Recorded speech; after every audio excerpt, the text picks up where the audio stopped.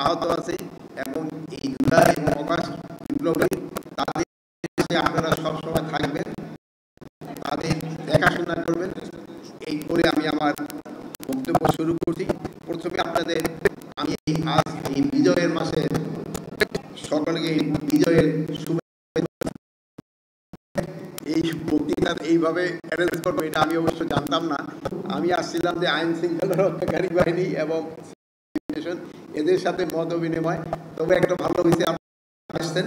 আমি কিন্তু ওইভাবে কোনো বক্তৃতা আমি পয়েন্ট ফর্মে বলে যাব, মানে কতগুলি জিনিস। এটা হয়তো কারো কাছে ভালো লাগবে এবং কারো কাছে হয়তো ভালো লাগবেও না, বাট যেটা সত্যি আমি ওইটাই প্রকাশ করব।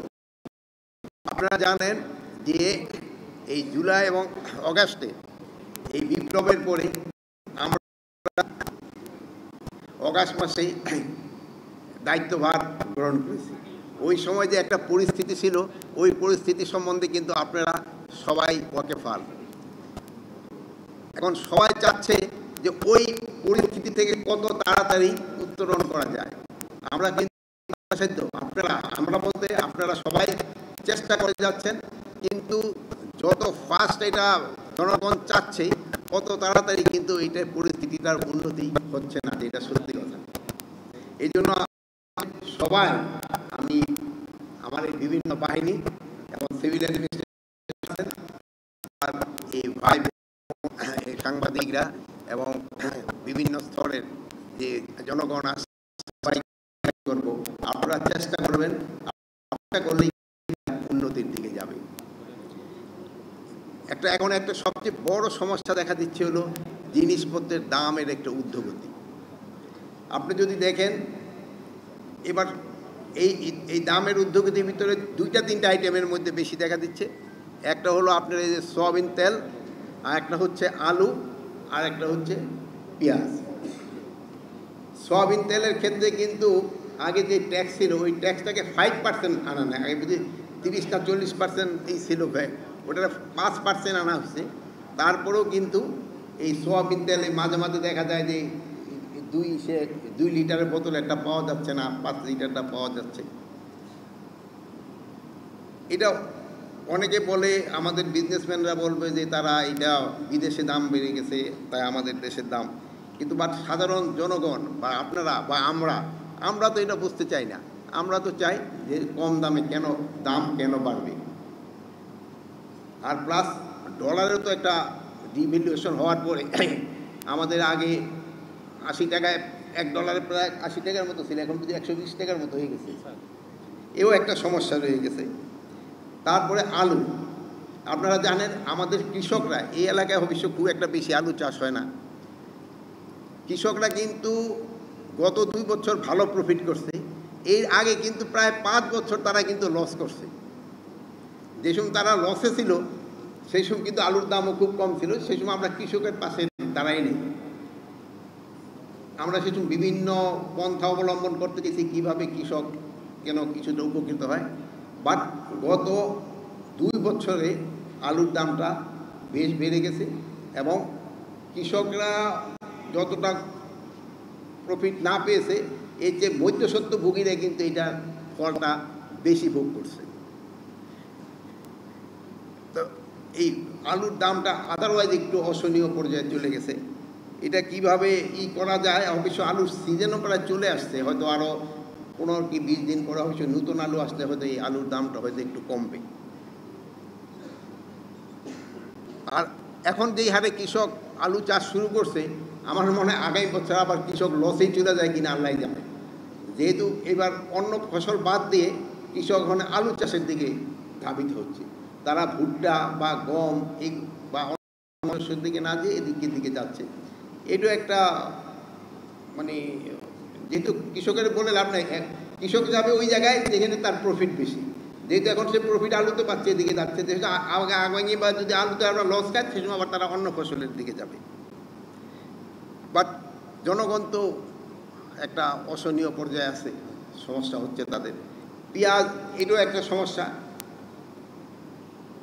এবং এখন হলো পেঁয়াজ আবার আমাদের যে দেশি পেঁয়াজ এটা মানে বপন, তারপরে এটা বের হইতে হইতে অনেক সময় যাবে, যদিও আবার মুড়ি পেঁয়াজ একটা যেটা আছে ওইটা কিন্তু বাজারে আসা শুরু হয়েছে, তবু পেঁয়াজটা যতটা না, অন্যান্য জিনিসের দাম এই দুইটা জিনিসের দাম একটু অসহনীয় পর্যায়ে চলে গেছে।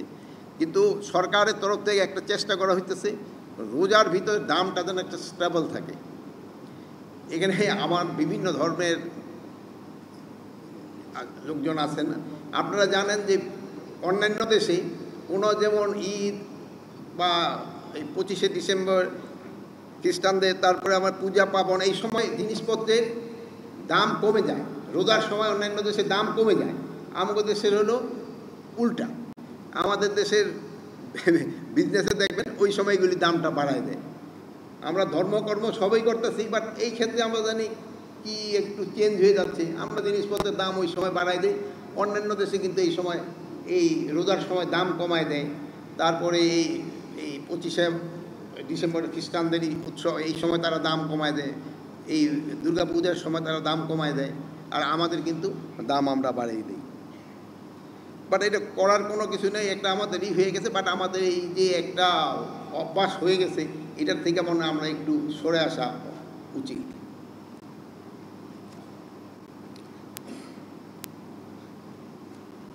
আরেকটা হলো এই আগস্ট মাসে পরে আমাদের অনেক থানা থেকেও হাতিয়ার কিন্তু অনেক লুট হয়ে গেছে। আমাদের কিন্তু একটা অস্ত্র অভিযান চলছে, কিন্তু আমাদের যে পরিমাণ অস্ত্র উদ্ধারের আমরা আশা করছিলাম, কিন্তু ওই পরিমাণ অস্ত্র কিন্তু উদ্ধার হয় নাই। এটা আমি পুলিশ বাহিনী, অন্যান্য বাহিনীর সদস্যদের বলবি, এইগুলি কিন্তু আপনাদের যত তাড়াতাড়ি সম্ভব এইগুলি উদ্ধার করতে হবে। এইগুলি উদ্ধারের সাথে সাথে কিন্তু একটা আইন শৃঙ্খলার পরিস্থিতিও কিন্তু যোগাযোগ রয়ে গেছে। যদি অস্ত্রগুলি অবৈধ অস্ত্র যাদের কাছে আছে, তারা যদি এটা বিভিন্ন খারাপ কাজে ব্যবহার করতে পারে, এই জন্য আপনারা কিন্তু সবসময় সজাগ থাকবেন এই অস্ত্রগুলি কত তাড়াতাড়ি সম্ভব উদ্ধার করার জন্য। এখানে আমার সাথে যে নেভাল কমান্ডার আছেন, সেনাবাহিনীরও আছে, এরাও কিন্তু এটার সাথে জড়িত, এরাও কিন্তু চেষ্টা করতেছে এই অস্ত্রগুলি কীভাবে তাড়াতাড়ি উদ্ধার করা যায়। আবার একটা মব জাস্টিস, এই সংখ্যাটাও কিন্তু একটু বেড়ে গেছে। কোনো কিছু হলেই আপনারা আইন আপনারা নিজের হাতে তুলে নিচ্ছেন। এতে কিন্তু অনেক জায়গায় কিন্তু নিরহ কিছু লোক মারা গেছে। যদি কোনো কিছু কেউ অন্যায় করে বা কোনো কিছু হয়, তাকে আইনের হাতে আপনারা সোপর্দ করেন। যদি আপনারা আইনের হাতে সোপর্দ করেন, এটাই কিন্তু আপনার কাজ, কিন্তু আপনি কিন্তু তার বিচার করার ক্ষমতা নাই। আর আইন প্রয়োগকারী সংস্থা যদি সে দোষী হয়, তারা কোর্টে দিবে এবং আমাদের বিচারকরা তার যে অপরাধ করছে অপরাধের শাস্তি দিবে। কিন্তু আমরা কেউ নিজের হাতে আইনটা যেন তুলে না নেয়, এই দিকে কিন্তু আমাদের সবাই একটু খেয়াল রাখতে হবে। আরেকটা হলো, একের পরে কিন্তু অনেক শীর্ষ সন্ত্রাসী কিন্তু জামিন পেয়ে যাচ্ছে। যেহেতু যারা জামিন পেয়ে গেছে তাদের কিন্তু আটকানো সম্ভব না, যেহেতু এরা 20-25 বছর এক একজন জেলে ছিল, তারা এখন ওই 20-25 বছর জেল খাটার পর বের হয়ে যাচ্ছে, তারা আইনি প্রক্রিয়ায় কিন্তু বের হচ্ছে। এই জন্য তারা যদি বের হয়ে এসে সমাজে কোনো বিশৃঙ্খলা সৃষ্টি না করে ভালো, কিন্তু যদি তারা কোনো সমাজে কোনো ধরনের বিশৃঙ্খলা সৃষ্টি করার চেষ্টা করে, তবে আমি আইন শৃঙ্খলা বাহিনীকে বলবো তাদের আইনের আওতায় নিয়ে নেওয়ার জন্য। এই ক্ষেত্রে কিন্তু কোনো ধরনের ছাড় দেওয়া যাবে না।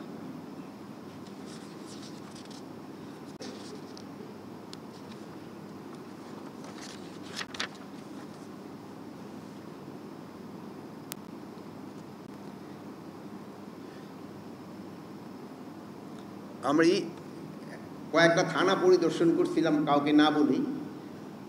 আমাদের কিন্তু এই বাহিনীগুলির যে থাকা এবং খাবার, আপনাকেও আমি অন্যান্যদেরও যারা আছেন তাদেরও বলবো সিভিলের বিষয়, তাদের কিন্তু আরও উন্নত হওয়া দরকার। এদের থাকা এবং খাবার মান অনেকটাই নিম্নমানের। এদের থাকারটা একটু আরও ভালো করা দরকার, তাদের এই খাবারের মানও আরও ভালো করা দরকার। এইগুলি ক্ষেত্রে আমি, যারা আপনারা এখানে আছেন, আমি তাদেরকে অনুরোধ করব আপনারা এইগুলির দিকে একটু খেয়াল রাখবেন। আপনাদের আন্ডার কমান্ড যারা আছে তাদের এই জিনিসগুলির দিকে একটু খেয়াল রাখার জন্য।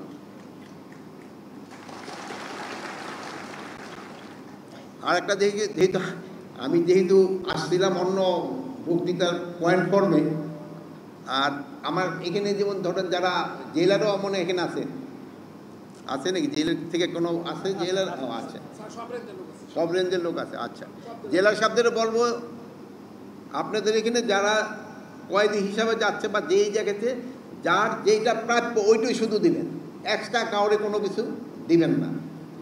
আর আপনাদের যে খাবার মানটা কিন্তু উন্নতি করতে হবে, আপনাদের তাদের যে কম্বল টম্বলের কোয়ালিটি এইগুলো কিন্তু একটু বাড়াতে হবে, এই যে কোয়ালিটি যেন একটু বাড়ে।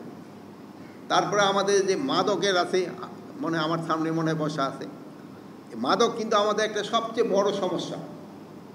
আমি বিজেপিতে এই সময় আমি ডিজি ছিলাম, একটা কথা বলতাম যে তোমরা এই ফেন্সি ডিল 100 টাকা খেয়ে হয়তো ছেড়ে দিচ্ছ, বাট এই ফেন্সি ডিলটা যেসব তোমার ছেলে বা তোমার ভাই খাবে সেই সময় তুমি বুঝবা যে এই 100 টাকা আমি কেন নিচ্ছিলাম, এই ফেন্সি ডিলটা কেন আমি ছাড়ছি। এই মাদকের প্রবণতাটা কিন্তু খুবই বেড়ে গেছে। মাদক পরিদপ্তরকে আমরা কিন্তু হাতিয়ারও দিচ্ছি, কিন্তু এই হাতিয়ার দেওয়া হচ্ছে এই কারণে যে মাদক নিয়ন্ত্রণ করার জন্য। এই মাদক নিয়ন্ত্রণের জন্য আপনারা সবাই একটু সহযোগিতা করবেন, আমাদের এই ভবিষ্যৎ প্রজন্মটা যেন নষ্ট না হয়ে যায়, এই জন্য আপনারা সবাই চেষ্টা করবেন। এবার আমি যে হুজুরদের বলবো, আপনারা মসজিদে খুতবার সময় আপনারা এইগুলির উপরে একটুখানি বেশি আলোকপাত করবেন। এটার উপরে আর একটা হলো ঘুষের উপরে একটু বেশি আলোচনা করবেন। আমার মনে হয় যদি ঘুষটা উঠে যেত, আমার মনে হয় সব দেশের সমস্যার সমাধান হয়ে যেত। ঘুষ হলো আমাদের সবচেয়ে বড় ব্যাধি, আমাদের সবচেয়ে বড় ব্যাধি হচ্ছে হলো ঘুষ। প্রতিটা জায়গায় ঘুষ, প্রতিটা পদক্ষেপে ঘুষ। এটা যদি যতদিন পর্যন্ত এটা না কমে আসবো, আমার এই বক্তৃতা, আমাদের এই আয়োজন কোনো কাজে দিবে না, এটা কোনো কাজে দিবে না। আপনাদের মন মানসিকতা সব চেঞ্জ করতে হবে। এই যে এই হারাম খাওয়ারটা না, এই হারাম খাওয়ার থেকে আমাদের বেরিয়ে আসতে হবে। 5 ওয়াক্ত নামাজ পড়তে পড়তে কপালে দাগ হয়ে যাচ্ছে, আর ওদিক দিয়ে হারামের পয়সা পকেটে নিতেছি, কোনো লাভ হবে না। হারামের পয়সা পকেটে রেখে নামাজ পড়লে হুজুররা বলতে পারবে নামাজ কবুল হয় কি কবুল হয় না আমি জানি না, আল্লাহ হচ্ছে কারটা কবুল করবে কেউ জানে না, আল্লাহ কবুল করার মালিক হলো উনি। বাট আমার মনে হয় আল্লাহ এই ক্ষেত্রেও আমার মনে তাকে ছাড় দিবে না। এই জন্য আপনারা অনুরোধ করব, এই ঘুষ বাণিজ্য থেকে আপনারা সবাই সরে আসতে হবে। আর আমি আরেকটা অনুরোধ করব আমাদের সাংবাদিক ভাইকে, আমারও ক্ষেত্রে যদি কোনো ঘুষের পান আপনারা আমারে বলেন, আমারও ক্ষেত্রে যদি কোনো ঘুষের আলামত পান আপনারা আমারে বলবেন। আর আরেকটা জিনিস হলো, এই পুলিশ ডিপার্টমেন্ট, বিডিআর, এইগুলিতে দেখা যায় যে একটা ভর্তি বাণিজ্য, পোস্টিং বাণিজ্য, এগুলিও কিন্তু বন্ধ করতে হবে। কোনো এই যে কনস্টেবল নিয়োগ করা হলো বা এসআই নিয়োগ করা হলো, এখানে আইজি সাহেব আছে অন্যান্য, আপনারা একটা এক্সাম্পল দিতে পারবো কিনা আমি কারোর জন্য রিকোয়েস্ট করছি, একটা যদি এক্সাম্পল দিতে পারে কারোর জন্য আমি রিকোয়েস্ট করছি যে তারে এই ছেলেটারে তুমি নিয়ে নাও বা এই এসআইটারে তুমি নিয়ে নাও। যদি আমার এখান থেকে যদি রিকোয়েস্ট না যায়, তো নিচের লেভেলে তো আর কারোর রিকোয়েস্ট দেওয়া উচিত না। আপনারা একেবারে তদবির ছাড়া আপনারা এই কাজ করে যাবেন। তো এখানে আরেকটা যে সমস্যা হচ্ছে, আমাদের এখানে অনেক রাজনীতি নেতারাও আছে, তা আমার বাহিনীর অনেক সদস্যরা তারা হলো কে ভবিষ্যতে আসবে তার এই তেল দেওয়া শুরু করে দিছে, যে ঠিক আছে তাদের এই তেল দেওয়া কিন্তু শুরু করে দিছে। আমি বলবো যে আপনারা যে যাদের তেল দেওয়া শুরু করে দিছেন, যে সময় আবার তারা পাওয়ার আসবে সেই সময় দেখবেন আপনার তেল শেষ হয়ে গেছে, আরেকজনের তেল দিয়ে আগায় গেল গিয়া। এই আপনার তেলটা আপনারা রিজার্ভ করে রেখে দেন। এখন আপনারা আমাদেরও তেল দেওয়া দরকার নেই, কারো তেল দেওয়া দরকার নেই। এই তেলটা বাজারে থাকলে জিনিসপত্রের দাম কমবে, বুঝতে পারছেন? আপনারা এই তেলবাজিটা একটু আপনাদের বন্ধ করতে হবে। আমি আবার আরেকটা ইনস্ট্রাকশন আমি দিয়েছিলাম যে সিভিল ড্রেসে কাউকে অ্যারেস্ট করা চলবে না, সিভিল ড্রেসে কাউকে অ্যারেস্ট করা চলবে না। ডিবি হোক যে হোক তার জ্যাকেট পরতে হবে, তার আইডেন্টি শো করতে হবে। যদি তার ড্রেস না থাকে, সে সিভিল ড্রেস আছে, সে প্রথম তার আইডেন্টিটা শো করবে যে এই আমার আইডি কার্ড। সিভিল ড্রেসে কাউকে অ্যারেস্ট করা চলবে না। আর কোনো নিরপরাধ যেন শাস্তি না পায়, এই দিকে আপনার খেয়াল রাখতে হবে। আগে আপনারা দেখছেন যে পুলিশ বাদী হয়ে কেস দিত, 10টা হলো নাম, আর 300 হলো 200 হলো বেনামি। এটা এখন পুলিশের থেকে চলে গেছে আপনার মানে হিসেব সিভিলে। এখন আপনারা করতেছেন 10টা নাম, এই 200 100 বেনামি। এইটা করে মানে যারা দোষী না তাকেও আপনারা নাম দিয়ে আমাদের কিন্তু ইনভেস্টিগেশন করতেও ডিফিকাল্ট করতেছেন, এবং অ্যাকচুয়াল কালপিটও কিন্তু বের হয়ে যাবে। এই জন্য আমরা আইজি মহোদয়কে আমরা ইনস্ট্রাকশন দিছি যারা ভুয়া মামলা করবে তাদের এগেনস্টে অ্যাকশন নেওয়ার জন্য। ভুয়া মামলাকারীদের আমরা কোনো অবস্থায় ছাড় দিব না, সব ভুয়া মামলাকারীদের আমরা আইনের আওতায় আনব। আর এর সাথে সাথে আরেকটাও, যে দোষী সেও ছাড় পাবে না, কোনো দোষীকেও ছাড় দেওয়া হবে না।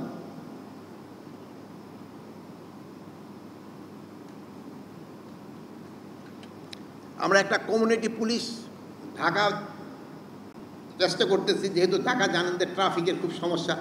আমরা এই ছাত্র ভাইদের নিয়ে প্রথম শুরু করছি, প্রায় আমরা বলছি যে 1000 জন ছাত্র আমরা ঢাকা করব। তারপরে আমাদের মধ্যে যারা রিটায়ার্ড পুলিশ আছে, সেনাবাহিনী, navy, air force plus answer, BGB যারা আছে তারাও এই বাহিনীতে যোগ দিতে পারবে। বাট একটা বয়সের সীমা দেওয়া হয়েছে, এই জন্য যে বুড়া বয়সে তো আর ওই ট্রাফিক ডিউটি করা যায় না। এই যে আমাদের ট্রাফিক ভাইরা আছে, ওখানে অনেকে আমি দেখলাম ড্রেসে আছে, ট্রাফিক ডিউটি কিন্তু খুবই কষ্টসাধ্য।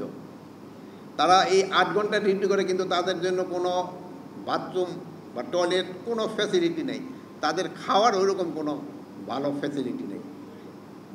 এগুলি কিন্তু সাধারণ পাবলিক বুঝতে চায় না, তারা চায় হলো রাস্তাটা ক্লিয়ার থাকে। এই জন্য আমরা বাইরে থেকেও কিছু লোক নিতে চাচ্ছি, এবং এই লোকদের দিয়ে যদি এই কমিউনিটি পুলিশ দিয়ে যদি দরকার হয় আমরা এই খুলনায়ও আমরা এটা চালু করব, যে এই ট্রাফিকটা যেন উন্নতি হয়।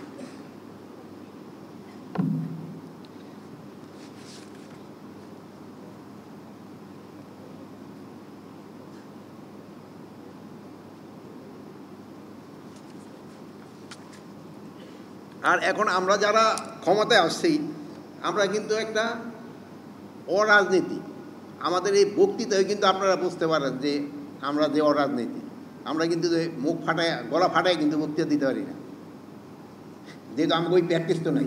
যেহেতু রাজনীতি নেতারা তো একটা ছোটোকাল থেকে প্র্যাকটিস করে বক্তৃতা দিতে গলা ফাটিয়ে কিন্তু আমরা যে অরাজনীতি, এই জন্য আপনারাও সবাই এখানে যারা আছেন, মানে ওই আমার অন্যান্য ভাই বাদে আমাদের সরকারি কর্মচারীরা, আপনারাও কিন্তু অরাজনীতি, কোনো রাজনীতির সাথে আপনারা জড়িত হবেন না।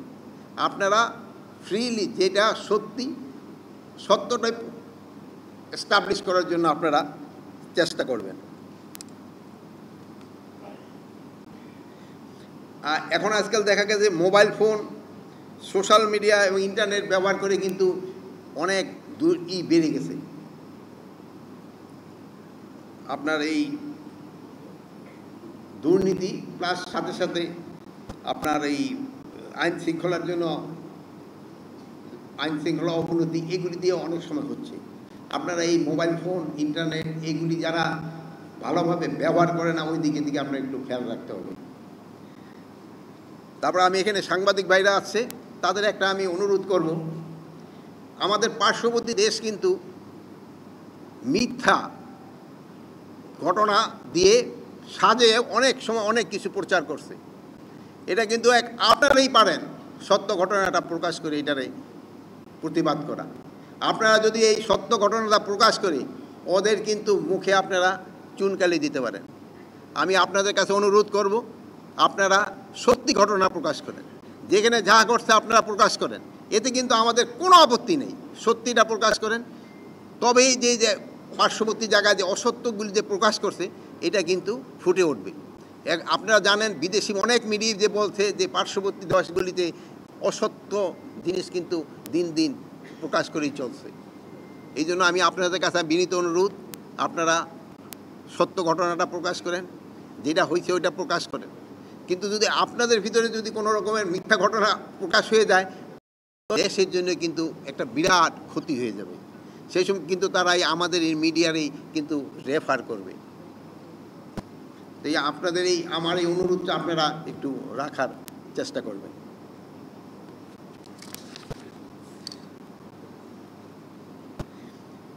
অনেক সময় দেখবেন গুজব এবং অপপ্রচার এটা কিন্তু হচ্ছেই, কিন্তু এই গুজব এবং অপপ্রচারের ক্ষেত্রে আপনাদের একটু সজাগ থাকতে হবে। আমি আইন শৃঙ্খলা বাহিনীদের জন্য বলবো যেন কোনো অবস্থায় যেন গুজব এবং অপপ্রচার যেন না হয়। এতে আমাদের এই অন্যান্য ভাইয়েরা যারা আছে, মিডিয়া আছে, তারাও কিন্তু আপনাদের সাহায্য করতে পারে। আপনারা সমাজের সব শ্রেণীর লোকের সাথে একটা ভালো সুসম্পর্ক রাখবেন, তবেই কিন্তু আপনারা একটা ভালো ইনফরমেশন পাবেন এবং তাদের দিয়েই কিন্তু আপনারা আইন শৃঙ্খলাগুলি উন্নতি করতে পারেন।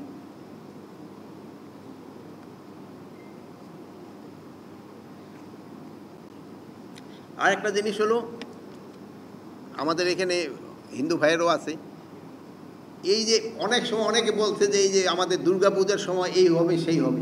আমার মনে হয় এত ভালোভাবে দুর্গাপূজা অনেক বছরে হয়েছে কিনা আমি জানি না, এবার কিন্তু আমার মতে দুর্গাপূজাটা কিন্তু খুবই ভালোভাবে হয়েছে। আপনারা এতে আমার সাথে হয়তো একমত হইতে বাধ্য হবেন যে এবার কিন্তু বড় ধরনের কোনো অঘটন ঘটে নাই। ছোটোখাটো যদি একটা ঘটনা ঘটে নাই তা না, বাট ছোটোখাটো যেই ঘটনাই ঘটছে ওইটার সাথে সাথে কিন্তু আমরা অ্যাকশন নিচ্ছি। ছোটোখাটো যেই কোনো ঘটনা ঘটলে আমরা অ্যাকশন নিচ্ছি।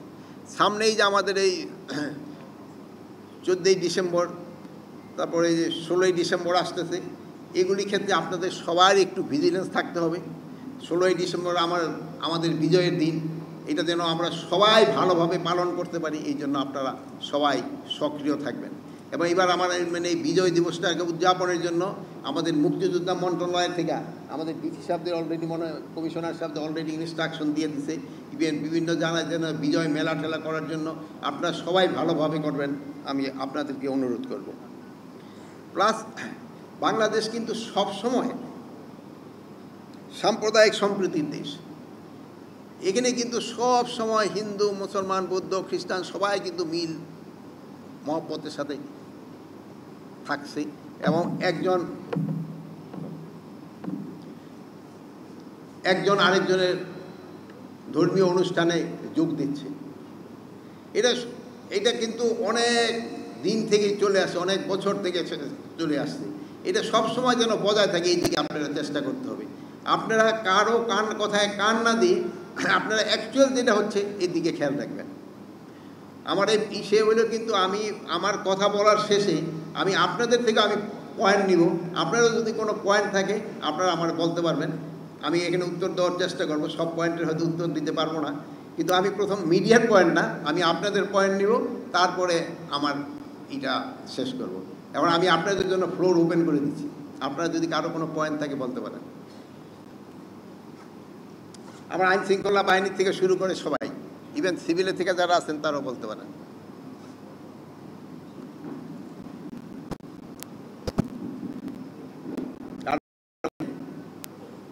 দেন এখানে আপনার পরিচয়টা দিয়ে বললেন।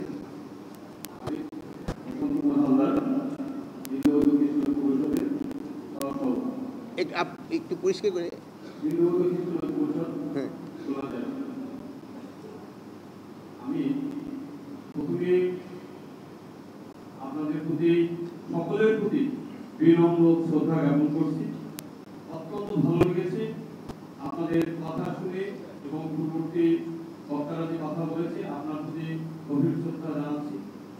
আমার যে পয়েন্টটা যে আমরা সম্প্রীতির দেশ, নিঃসন্দেহে অনেক ত্যাগের বিনিময়ে এদের স্বাধীন হয়েছে, সকলে অবগত।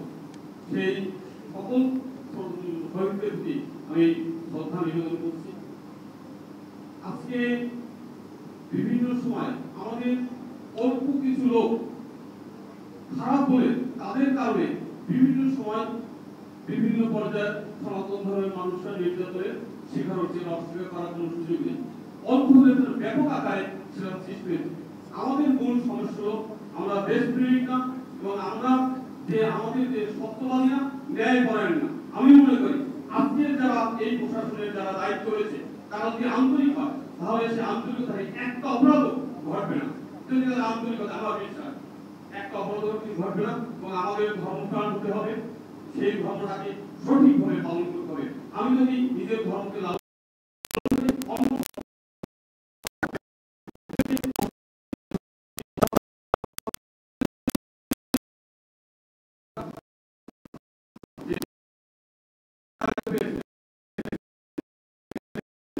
সেই স্রষ্টা অসীম কৃপায় মহান দায়িত্ব পেয়েছে।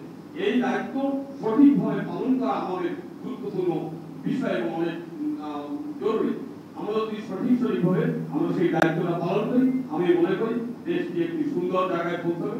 পার্শ্ববর্তী রাষ্ট্র যাতে আমরা ভারতবর্ষ বলে আমরা বলি, তারা আমাদের 3 দিকে আটকে রয়েছে। আমার আজ থেকে 35 বছর আগে একটি কথা বলছিলাম যে আখ মারাই মেশিন আপনারা দেখেছেন, আখ তৈরি করে রাস্তার মনে, সেই মেশিনে এমন একটি সময় হবে দেখবেন যে আখ ওটা রস নেই, কিন্তু ওই 2-3 ভাঁজ করে ওই ভিতর দিয়ে এমন ভাবে চাকাটা পাইপ করে রসটা নিকলে দেয়। আজকে বাংলাদেশকে আমাদের কাছে সেইভাবে আমি মনে করি রস নিকলে গেছে। তারা দেশপ্রেমিক, আমাদের দেশপ্রেমিক নাই। তাই আজকে এই দুরবস্থা, আমাদেরকে সাবধান হতে হবে এবং অত্যন্ত আন্তরিকভাবে আমাদের এই ভূখণ্ডকে রক্ষার জন্য প্রত্যেকটা মানুষকে, প্রত্যেকটা নাগরিককে আন্তরিকভাবে ঐক্যবদ্ধ হতে হবে এবং সুন্দর হতে হবে। আমি কথা বাড়াবো না, অনেক রয়েছে। আমি আপনাদের প্রতি গভীর শ্রদ্ধা, এবং আমি এই দেশে জন্মগ্রহণ করেছি, দেশটি পৃথিবীর মধ্যে শ্রেষ্ঠ দেশ, কিন্তু আমরা কিছু মানুষ খারাপ বলে আজকে আমরা বিশ্বের কাছে নিন্দিত হয়েছি। আমরা সেই জায়গায় যাব না। সকলের সুন্দর জীবন, সুস্বাস্থ্য কামনা করি এবং দীর্ঘায়ু কামনা করে আমি আমার কথা এখানে বিশ্রাম করছি। ধন্যবাদ ভাই, আপনারে ধন্যবাদ। আমাদের এখানে কোনো সংখ্যা লঘু বা সংখ্যা গুরু ওই কোনো কিছু নেই। আমরা সবাই বাংলাদেশি, আমরা সবাই বাংলাদেশি। আইন সবার জন্য সমান, এখানে আইন সবার জন্য সমান। আমি আইন শৃঙ্খলা বাহিনী সদস্যদের এবং সশস্ত্র বাহিনীর সদস্যদেরও বলবো, সবার জন্য আইন একইভাবে প্রয়োগ হবে, কারোর জন্য কোনো ডিফারেন্স হবে না, যেহেতু আমরা সবাই বাংলাদেশি। নেক্সট আরো কারো কোনো? আসসালামু আলাইকুম।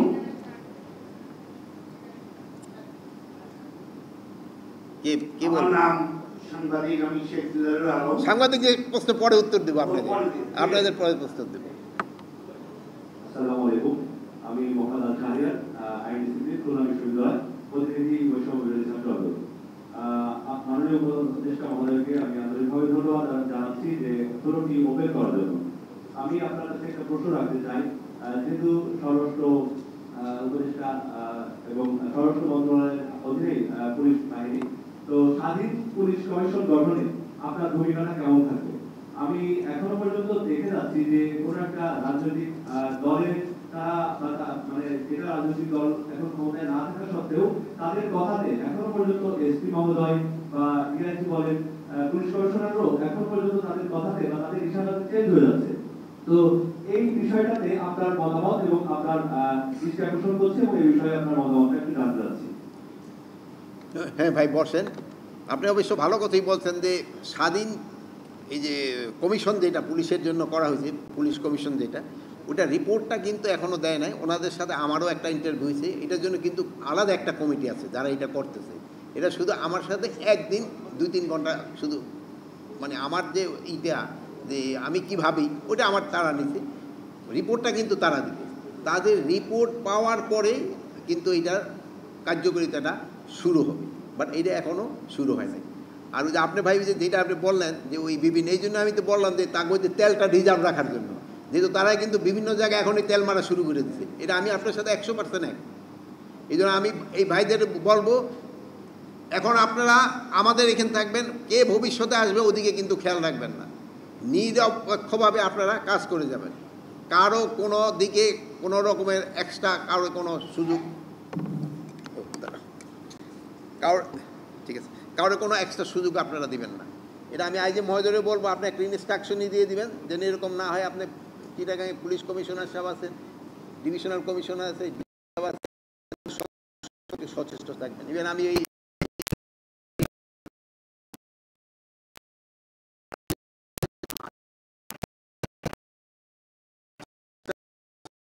জন্য যেন একই রকমের আইন প্রয়োগ হয়।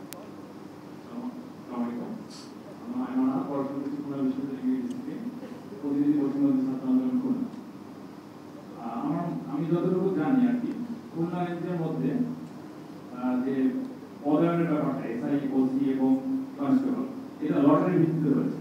আমার কাছে মনে হচ্ছে যে এই পদ্ধতিতে যদি অন্য জায়গায় চালু হয় তাহলে আমার ভালো হয়, যেহেতু লটারির মাধ্যমে কোনো নির্দিষ্ট ব্যক্তিকে আসলে পদায়ন করা যাচ্ছে না। তো এক্ষেত্রে আমরা জানি অনেকগুলো চাপ এসেছে, অনেকগুলো যেহেতু আমরা কাজ করেছি, আমরা আমাদের কাছে তথ্য এসেছে। তো এই জায়গাটা যদি সমগ্র বাংলাদেশে চালু করে।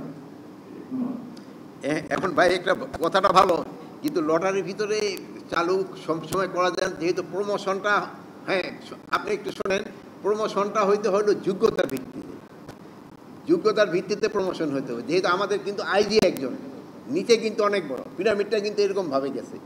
এই জন্য যোগ্যতার ভিত্তিতে প্রমোশন না হয়, যদি লটারির ভিত্তিতে হয় তবে তো হবে না। আর একটা জিনিস হলো যে পোস্টিংয়ের ক্ষেত্রে বসতেছেন, কতগুলি জায়গা হলো আছে, যেমন ইম্পর্টেন্ট কত, হ্যাঁ পোস্টিংটার ক্ষেত্রে হলো, এখানে আমি বলছি আগে যে পুলিশের ক্ষেত্রে আগে দুইটা বদনাম ছিল, একটা হলো রিক্রুটমেন্ট বাণিজ্য আর একটা হলো পোস্টিং বাণিজ্য। এই রিক্রুটমেন্ট বাণিজ্যটা মোটামুটি বন্ধ হয়েছে। এবার আমার মনে হয় রিক্রুটমেন্টের ব্যাপারে আমার মনে হয় কেউ ওইরকম কোনো কমপ্লেন আমাদের কাছে আসে নাই। আর পোস্টিং বাণিজ্যের ক্ষেত্রে, পোস্টিংয়ের ক্ষেত্রে আমাদের প্রথম দিক দিয়ে কিছু সমস্যা হয়েছে। সমস্যা রয়েছে যে আমরা চাইছি যে, যেমন ঢাকা থেকে 50টা থানার ওসি আমরা চেঞ্জ করতে চেয়েছি, 50টা থানার কী বলে ওসি তদন্তরা আমরা চেঞ্জ করতে চেয়েছি, 50টা থানার যে অপারেশনে যে আছে তারও আমরা সেই সময় কিন্তু চেঞ্জ করতে গিয়ে একটু কিন্তু হয়েছে যে, মানে অ্যাকচুয়াল কে কোন জায়গার জন্য যোগ্য ওরকমভাবে কিন্তু আমরা করতে পারি না। যেটা আপনি বললেন এটা সত্যি কথা বলছেন। কিন্তু পরেও আমাদের কিন্তু কিছু কিছু ডিপার্টমেন্ট আছে, যেমন ধরেন সবাই এসবিতে কাজ করার মতো যোগ্যতা রাখে না, কেউ সিআইডিতে কাজ করার মতো যোগ্যতা রাখে না। ওই সব ক্ষেত্রে কিন্তু লটারি করলে আবার কাজে ওইরকম হবে না, এক একজনের দিকে কিন্তু এক একটা ন্যাক থাকে। বাট তারপরে হলো আপনি যেটা বলছেন ওইটা হলো মেইন হলো যে নিউট্রালিটিটা বজায় রাখা না, তার যোগ্যতার ভিত্তিতে তার পোস্টিংটা হচ্ছে কিনা।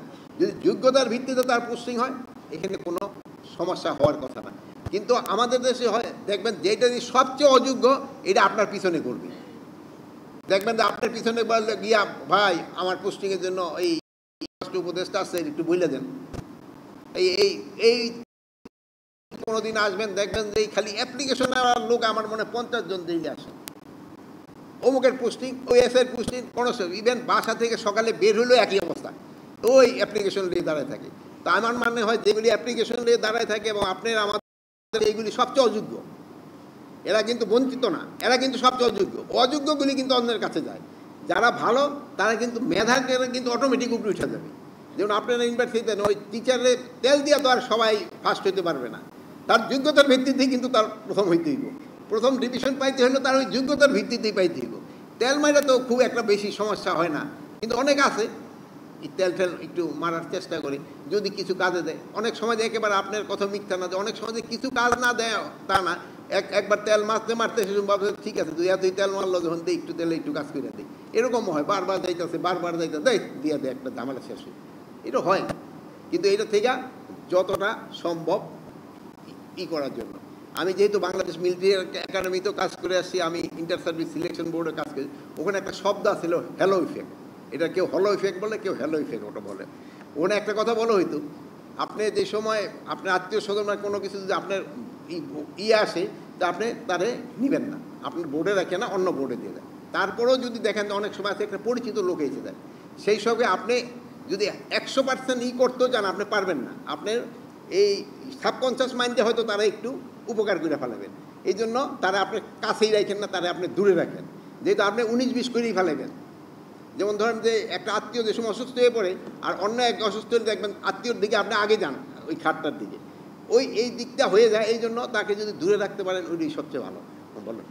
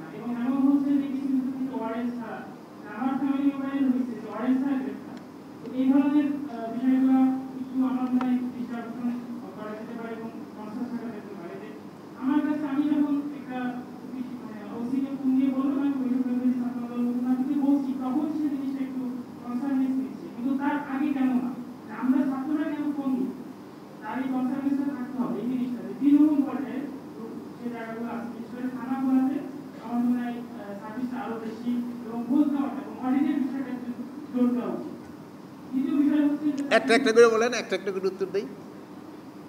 এখন হলো ওই যে আমি যে কথাটা প্রথম বললাম, আমরা কিন্তু একটা ওই বড় ধরনের পোস্টিং করার পরে অনেক জায়গায় দেখা গেছে, স্পেশালি ঢাকা, যে নতুন যারা গেছে তারা রাস্তাঘাটে চিনে না। তারপরে তাদের আবার একটা সোর্স থাকতে হবে, ওই সোর্সগুলিও কিন্তু হারায় গেছে। এই জন্য কিন্তু কিছুটা সময় লাগতেছে তাদের ওই সোর্স এস্টাবলিশ করার জন্য, এবং তাদের এই রাস্তাঘাট চিনার জন্য, এবং সমাজে কারা দুষ্কৃতি করে এটারও কিন্তু একটা লিস্ট সে কাছে কাছে থাকে, মানে ওইগুলি করার জন্য। এই জন্য আমাদের মানে পুলিশ বাহিনী একটু প্রথম দিকটা সমস্যা হয়েছে। প্লাস আপনারা আরেকটাও জানেন, অগাস্টের পরে আমাদের পুলিশ বাহিনীর কী অবস্থা ছিল, এখন কী অবস্থা। ওই সময় ওই পরিস্থিতিতে থেকে তাদের এই ট্রমা কেটে উঠতেও কিন্তু একটু সময় নিচ্ছে। হ্যাঁ বলেন, দ্বিতীয় প্রশ্ন।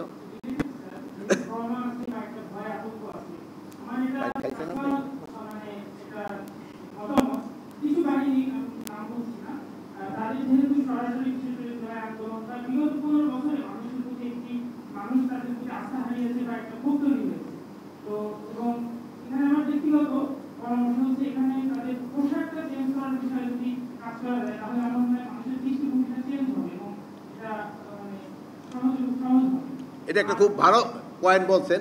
এটার জন্য পুলিশ ডিপার্টমেন্টে কিন্তু অনেক আগে ওরা অনেকগুলি ড্রেসও বানিয়েছে। এখন হলো কি, মানে এত ড্রেসের, মানে এত বাহার ড্রেসের, এখন নতুন একটা কাপড় পাওয়া এখন মুশকিল হয়ে যেতেছে, কোন ড্রেসটা অনেক করবো। এটা একজনের পছন্দ করলে আরেকজনের পছন্দ করে না। আর এই জন্য আমাদের কিছু সময় যাচ্ছে। আমরা এই পুলিশের এই উপরের কী জানি এই টুপি এবং এই ড্রেস চেঞ্জ করা কিন্তু আমরা পুলিশ এবং অন্যান্য বাহিনী কিন্তু আমরা চেষ্টা করতেছি।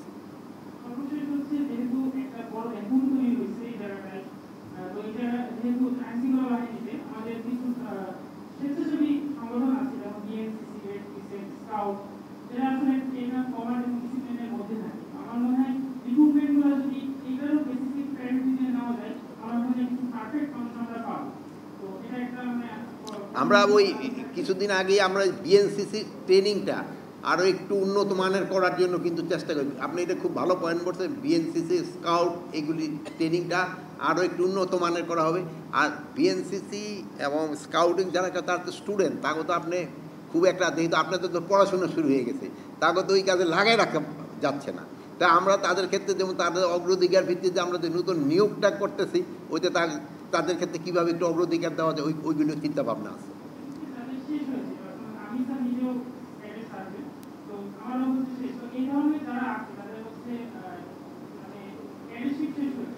আপনাদের ক্ষেত্রে কিন্তু আমি নিজে ইউটিসি করতাম, সেই সময় তো ছিল না, বিএনসিসি ছিল না। বিএনসিসি ক্যাডেটদের জন্য কিন্তু সেনাবাহিনীতে নিয়োগের ক্ষেত্রে কিন্তু একটা অলরেডি কনসেশন একটা দেওয়া আছে। আপনি কিন্তু অলরেডি একটা কনসেশন, আমি বলবো যে পুলিশ বাহিনীর জন্য এই একটা কনসেশনটা আমরা দেওয়ার ব্যবস্থা করব। আচ্ছা, আর কারো কোনো প্রশ্ন? আমাদের বাহিনীর থেকে যদি কারো কোনো প্রশ্ন থাকে, আজকে তো আমি ভাবছিলাম আমাদের বাহিনী এবং আমার যে অধীনস্থ যারা আছে তারা প্রশ্ন করবে, কারো নাই। আসসালামু আলাইকুম, আমি এসএফ সার্টিফিকেট সরকারি গণিত মেমোরিয়াল সিটি কলেজ প্রতিনিধি বৈষম্য বিরোধী ছাত্র আন্দোলন।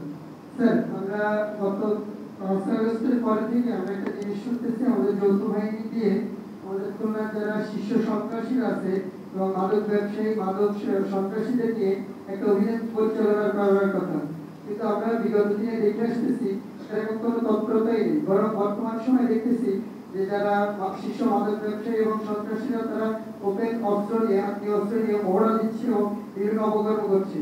পুলিশের কাছে বারবার কমপ্লেনের পরেও তাদেরকে ধরার প্রতি আমরা কোনো মানে অগ্রাধিকার দেখতেছি না বা সেরকম কোনো গরজ দেখতেছি না। এই বিষয়ে আপনারা একটু জানতে চাচ্ছিলাম যে অনেকে বলতেছে যে কিছুদিন পরে নতুন আসছে, এরকম দেরি করতেছে, এগুলো কতদিন আগে আমরা সঠিক একটা সমাধান খুলনায় পাবো?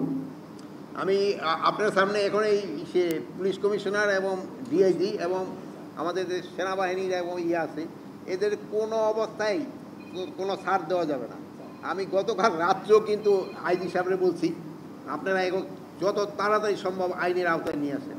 আপনারা যে ছাত্র ভাইদের একটু সহায়তা নেন, তাদের আপনাদের ইন্টেলিজেন্স এখন অনেক সময় আছে, আপনাদের ইন্টেলিজেন্স চেইনটা অনেক সময় ভেঙে গেছে, বাট এদের থেকে আপনারা ইন্টেলিজেন্স গেদার করে আপনারা তাদের আইনের আওতায় নিয়ে আসেন।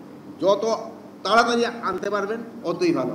আমার সামনেও যারা বসে আছে এই ইনস্ট্রাকশনটা কিন্তু আপনাদের জন্য কিন্তু প্রযোজ্য। আপনারা অ্যাক্টিভ হইতে হবে, আপনারা আরও অ্যাক্টিভ হইতে হবে। আর একটা জিনিস হলো ভালো, আমি এখানে সেই সময় বলছিলাম, চাঁদাবাজির সংখ্যা কিন্তু একটু বেড়ে গেছে। এই যে চাঁদাবাজিটা কিন্তু আপনাদের কমায় আনতে হবে। আপনারা যদি একটু সক্রিয় হন, এই চাঁদাবাজিটা কমবে। এই চাঁদাবাজিটা কিন্তু লোকজনকে অতিষ্ঠ করে উঠেছে। চাঁদাবাজির জন্য কিন্তু জিনিসপত্রের দামও বেড়ে যাচ্ছে। এই চাঁদাবাজির জন্য আপনারা যদি সচেষ্ট না হন, সেই সময় হয়তো আপনাদের এগেনস্টে কিন্তু আমাদের ব্যবস্থা নিতে হবে। যার এলাকায় বেশি চাঁদাবাজি হবে সে অন্য জায়গায় হয়তো চলে যাবেন, অন্য জায়গায় হবে, ইভেন দরকার হলে তারা বাড়িতে পাঠাই দেওয়া হবে। আপনারা অনেক সময় একটা বলেন যে এত বছর নিলে তো হবে না, কিন্তু না, এখন কিন্তু তা না। আমার আইন শৃঙ্খলা বাহিনীকে কিন্তু ছাড় দেওয়া হবে না এই চাঁদাবাজির জন্য। আর কারো পিছন থেকে কেউ থাকলে প্রশ্ন করেন, কেন হুজুর দাঁড়িয়ে ছিলেন? হ্যাঁ বলেন,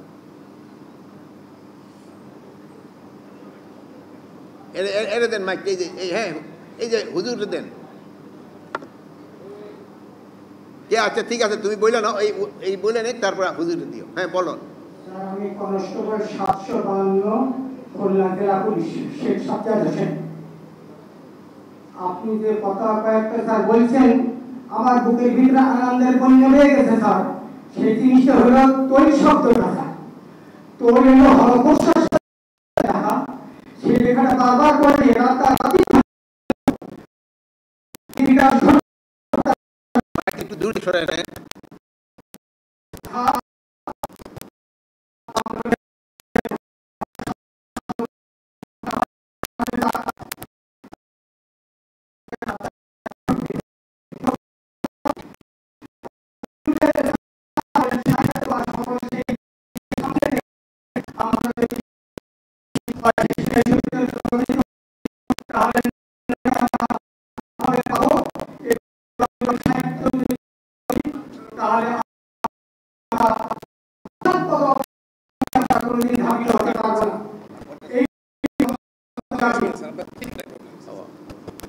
আচ্ছা, অনেক ধন্যবাদ তোমার।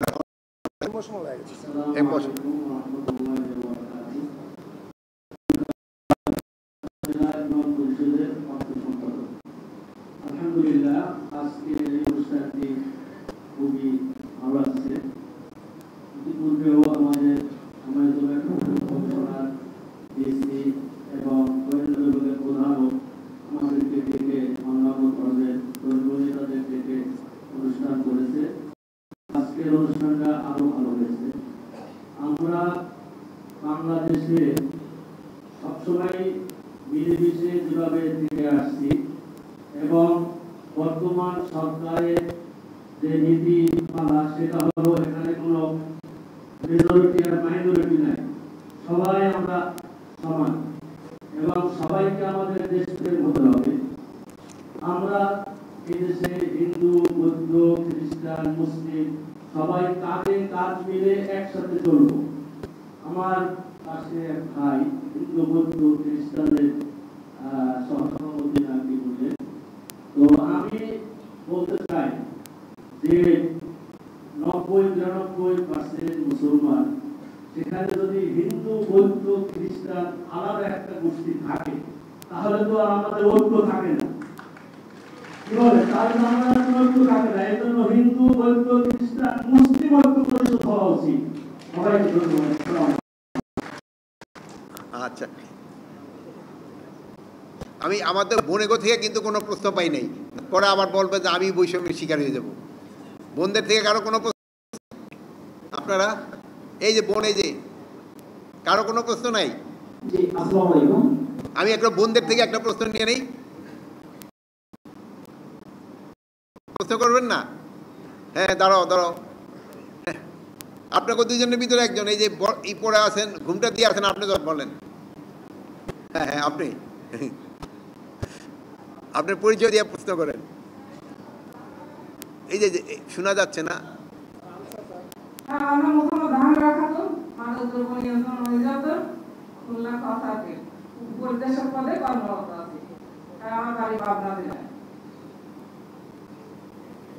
প্রশ্ন কি বলেন? সমস্যা শোনেন, আপনার উপরে তো সবাই তাকায়, মাদক নিয়ন্ত্রণ করতে হবে। যেহেতু আপনি আমাকে কোনো প্রশ্ন করতেছেন না, আপনার উপরে প্রশ্ন এখানে কিন্তু একটা প্রশ্ন উঠছে যে এখানে কিন্তু মাদকের প্রবণতা কিন্তু বেড়ে চলছে, এটা কিন্তু আপনারা নিয়ন্ত্রণে আনতে হবে। এটা যদি অন্য আইন শৃঙ্খলার বাহিনী যদি কোনো ধরনের সহায়তা দরকার হয় আপনারা সহায়তা নেবেন। আর আপনারা অচিরে হাতিয়ার পেয়ে যাবেন, যতদিন হাতিয়ার না পাচ্ছেন অন্যের হাতিয়ার আপনাদের সাহায্য করে। অন্যের হাতিয়ার মানে সেই পুলিশের বাহিনী বা র্যাব বা বিজেপি বা ইভেন নৌবাহিনী এরাও আপনাদের সাহায্য করবে। কিন্তু আপনারা মাদকের এই যে একটা প্রভাব বেড়ে যাচ্ছে, এটা যেইভাবে আপনাকে কমায় আনতে হবে। আচ্ছা বসে, আর কারো কোনো প্রশ্ন আছে? আর যদি কারো কোনো, সব এই সাইডটা থেকে বেশি প্রশ্ন আছে, এদিকে তো কোনো প্রশ্ন হচ্ছে না। হ্যাঁ না বলেন, আপনি বলে নেন, তারপরে এদিকে দিব। আমি সাইদ রাজ, খুলনা বিশ্ববিদ্যালয়ের সাংস্কৃতিক বিভাগে পড়াশোনা করছি, প্রতিনিধি বৈষম্যবিরোধী ছাত্র আন্দোলন। আমাদের একটা প্রশ্ন হলো যে আমরা আমাদের বর্তমানে এই সমাজে আমাদের যে আইন শৃঙ্খলা অবনতি হচ্ছে, আমাদের শিশু কিশোরদেরকে মানসিকভাবে আমরা ঠিকভাবে ট্রেনিংটা গ্রহণ করতে পারছি না, একটা জায়গা। এবং নাম্বার 2, যে আমাদের যারা এই অপরাধের সাথে জড়িত তাদেরকে ধরার পরে তাদেরকে যে সংশোধনের যে বিষয়টা থাকে, এই বিষয়টিকে আমরা নজর দিই না। তো এই ক্ষেত্রে আমাদের যেটা হয় যে আমাদের পুলিশের থেকে একটা মানুষকে ধরার পরে তাকে হয়তো অপরাধীকে বিচার করা হয়, বিচার করার পরে তাকে যে পুনর্বাসনের একটা বিষয় থাকে, এই বিষয়টা দিকে আমরা নজর দেওয়া হয় না। এবং শিশু কিশোর যখন বড় হচ্ছে, বিষয় এখন আমাদের খুলনায় কিশোর ব্যাংকের একটা কাপড় আছে, যেটা ওপেনলি বললে অনেক হয়তো নামও জানে, অনেকে যে তারা কিশোর ব্যাংকের পিছনে আছে তাদের নামও জানে। তো এই ক্ষেত্রে কেন তাদেরকে কোনো একটা মানসিক ট্রেনিং বা তাদের মেন্টাল প্রয়োজন কোনো কিছু করা যায় কিনা আইন শৃঙ্খলা পরিস্থিতি ভালো করার জন্য? আছে ওইটা থেকে কিন্তু সংশোধনাগারগুলি থেকে কিন্তু তারা সংশোধিত হয়ে আসতেছে না, অনেক সময় তারা আরও ক্রিমিনাল হয়ে বেরিয়ে আসে। এই জন্য আমাদের সংশোধনাগারগুলি দেখার জন্য আমার মনে হয় কমিশনার সাহেবদের এটা একটা বিরাট দায়িত্ব রয়ে গেছে। ফিরোজ, আপনাদের কিন্তু একটা বিরাট দায়িত্ব, সংশোধনাগারে যে যাদের পাঠানো হচ্ছে তারা যেন প্রপারভাবে সংশোধিত হয়ে আসে। স্পেশালি আমাদের 18 বছরের নিচে হলে কিন্তু আমরা সংশোধনাগারে পাঠাই। এইগুলির ক্ষেত্রে যদি প্রপারভাবে তাদের ট্রেনিংটা না হয় তো তারা বের হয়ে কিন্তু আরও সন্ত্রাসী হয়ে বের হয়। এই দিকে খেয়াল রাখতে হবে। ইভেন জেলগুলিতেও কিন্তু এই যে ওইটাও কিন্তু একটা সংশোধনাগার, ওখানেও কিন্তু তাদের একটা ট্রেনিংয়ের ব্যবস্থা করার কথা আমাদের।